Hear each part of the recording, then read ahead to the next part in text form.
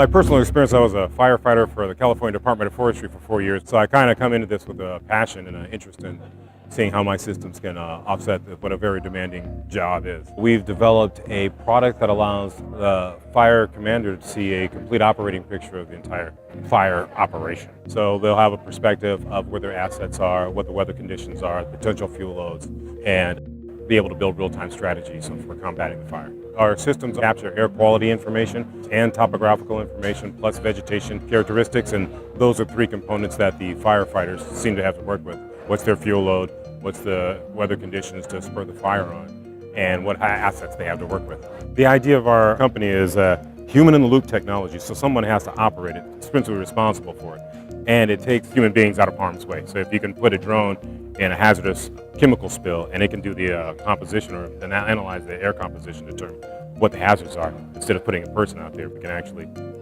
protect lives while investigating the problem.